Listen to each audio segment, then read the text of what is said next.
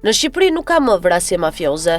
Kështu deklaroi ministri e Brendshme Albana Koçiu më 11 nëntor, gjithë pompozitet në Komisionin e Sigurisë në Kuvend, por kjo siguri e ministres që merret me adresat dhe varrezat e makinave, zgjati më pak se mbledhja ku ajo bënte pjesë. Atentati në Rinas, 11 nëntor 2025.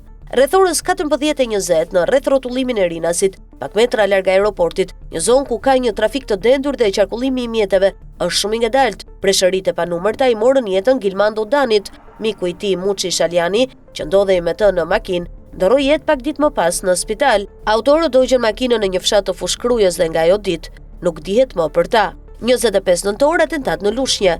Nuk zgjati shumë dhe më 25 nëntor ishte radha e Lushnjës të tronditej nga breshëritë e plumbave. Shënjestra ishte Julian Sulo, i njohur edhe si Juli i Pashakos. Ai mundi të shpëtojë me një plagë të lehtë. Autorët dogjën makinën bashkë me armët dhe u zhdukën pa lënë gjurmë. Një tjetër atentat i tipit mafioz ende pa autor. 30 nëntor 2025 ekzekutohet biznesmeni në Elbasan.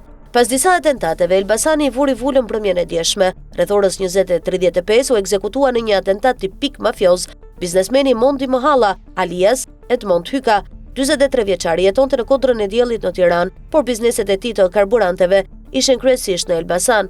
Ai është pronar i disa karburanteve dhe një kompanie të shërbimit taksi. Sapo doli nga zyra dhe hyri në makinën e tij Range Rover, ju afruan 2 persona që hapën zjarr me pistolet dhe 2 plumba në kokë lanë të vdekur në vend biznesmenin Mohalla. Gjatë këtyre ditëve nuk kanë munguar ngjarjet e rënda përposa atentateve. Më 28 nëntor një sulm me armë dhe një biznesi në Kukës. Ngjarja ka ndodhur në ambientet e një biznesi gjatë natës, ndërsa vetëm në orët e para të mëngjesit janë konstatuar gëzhojat. Më herët, 15 nëntor, një shpërthim e tritol tronditi Kamzën. Shënjestra ishte e biznesi i 2 vëllezërve që sipas policisë u ishte vënë gjop 500.000 euro nga një grup kriminal.